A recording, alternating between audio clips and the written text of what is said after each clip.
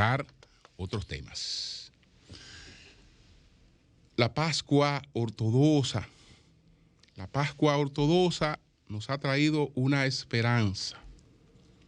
La Pascua ortodoxa no es otra cosa que la celebración de la resurrección de Jesús, pero en el mundo ortodoxo, en el mundo de la iglesia ortodoxa, que se rige por un calendario distinto al de la iglesia católica. En principio, todas se regían por el mismo calendario, que era el calendario juliano. Pero ese calendario juliano que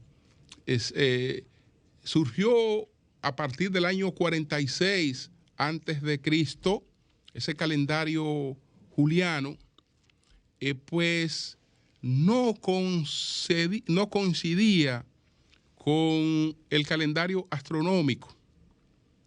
Y entonces hubo de ser variado posteriormente por Gregorio VIII, y entonces viene el calendario gregoriano. La Iglesia Católica se rige por el calendario gregoriano. La Iglesia Ortodoxa se rige por el calendario, mantuvo el calendario juliano.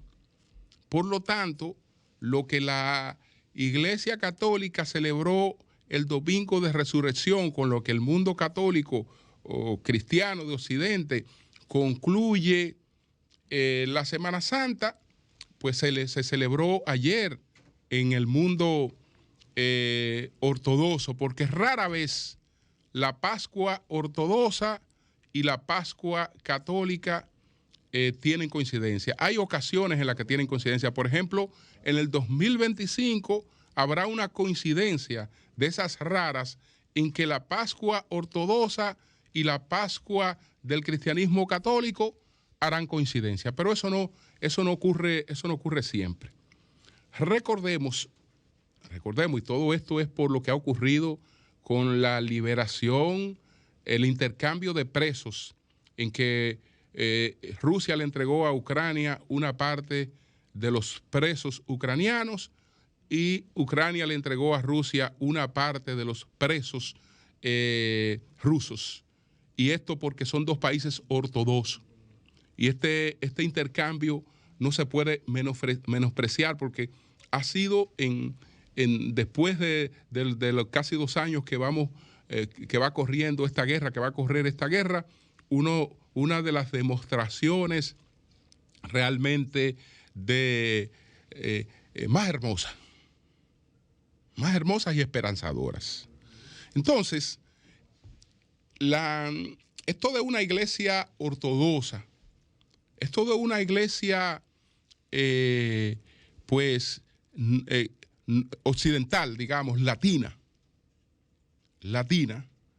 surge porque después que Constantino el Grande declaró al cristianismo como la religión oficial del imperio, el imperio, recuerden que se hizo tan grande que no podía ya gobernarse con una sola cabeza.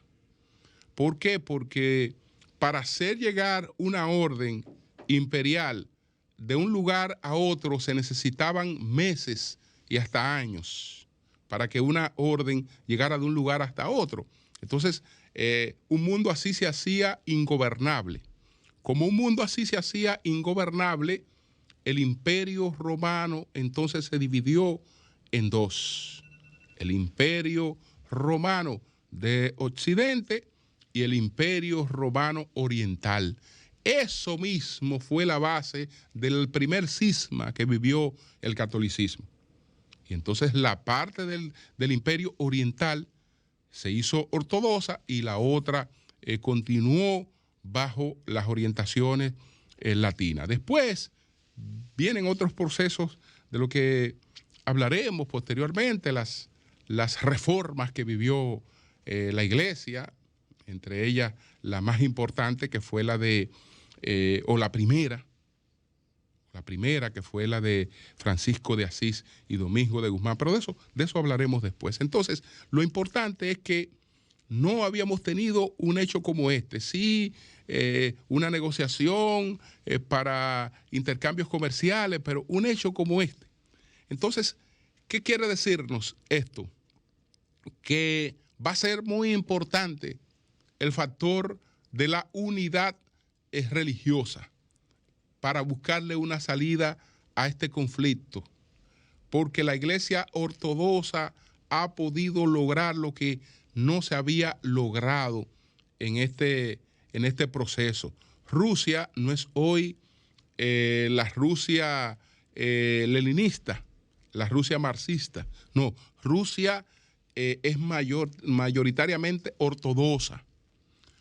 Ucrania es mayoritariamente ortodoxa, aunque Ucrania tiene dos versiones ortodoxas, porque hay una que emana de la Iglesia Ortodoxa rusa y hay otra que es Iglesia Ortodoxa ucraniana. Pero en definitiva, este es un factor que sería clave para abordar en el futuro soluciones a esa guerra. De manera que quiero saludar esto que ocurrió en el día de ayer con motivo de la conmemoración de la Pascua ortodoxa. Entonces, señores, don Ramón Alburquerque anunció ayer sus aspiraciones presidenciales dentro del Partido Revolucionario Moderno. Lo había hecho ya Guido Gómez Mazara.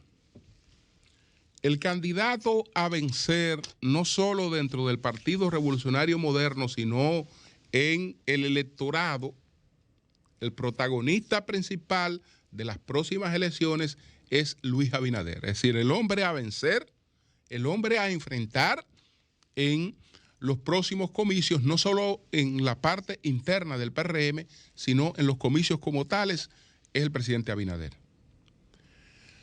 Mantiene su posicionamiento en primer lugar de manera indiscutida, aunque la gente tiene cuestionamientos sobre el tema del manejo económico y otros temas, pero él mantiene su posicionamiento en primer lugar.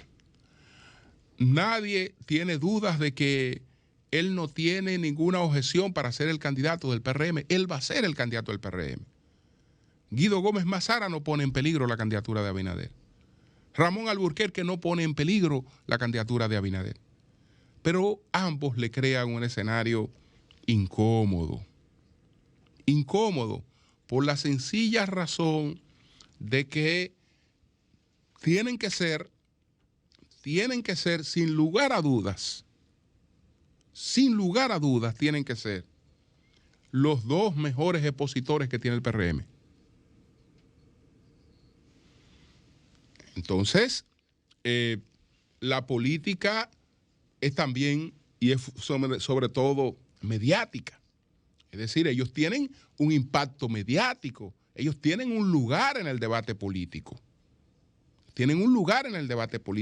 Y si ese lugar lo tienen contra la figura presidencial, contra el gobierno, pues evidentemente que eso le afecta al gobierno.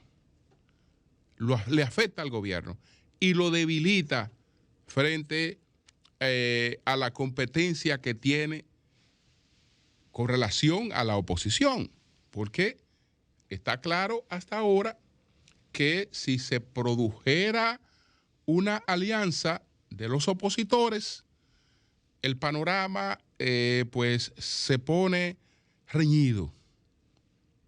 Si cada quien va por su lado, pues no hay ni siquiera que hacer las elecciones. Quisiera que hacer las elecciones. Naturalmente, aquí hay un esquema de dos vueltas. Y entonces, una cosa es lo que pase en una primera vuelta y otra cosa es el escenario de una segunda vuelta. Pero no deja de ser muy incómoda esta situación para el presidente Abinader, porque ellos están cuestionando, ambos coinciden en traer un elemento clasista al debate, en presentar al gobierno del presidente Abinader, que eso no lo han hecho los opositores, como un gobierno de popis. Eso fue fundamentalmente lo que planteó Alburquerque, y eso es lo que ha planteado Guido, que es un gobierno que digamos que lo que se quiere traducir con eso es que es un gobierno de los ricos, que es un gobierno de la parte más privilegiada del país. Ese cuestionamiento, si coincidiera con la agudización de una crisis económica, tendría un efecto. Eso tendría un efecto. Yo creo que hubo bastante tiempo como para que se buscara neutralizar a estas personas. Y yo creo que esas personas, contrato, sobre todo, contrato, porque en el caso de Alburquerque, lo que tengo entendido es que cuando se le llamó para una función pública, él entendió que esa función no estaba en correspondencia con su categoría, con su persona. No sé lo del caso de Guido, pero estoy hablando del caso concreto de Alburquerque, que se le ofreció una cuestión en la que él entendía que se le estaba maltratando, que no se correspondía con su dignidad, con su estatus, con su persona. No sé por qué a eso posteriormente no se le buscó la vuelta. Se le buscó la vuelta porque indiscutiblemente que esas son gente del PRM. Esas son gente del PRM y en política nadie es pequeño. Y no se puede dejar de ignorar absolutamente nada. En política ni en la vida. Ni en política ni en la vida. Un ballestero insignificante fue el que le dio muerte a uno de los reyes ingleses más poderosos y queridos, Ricardo Corazón de León. Y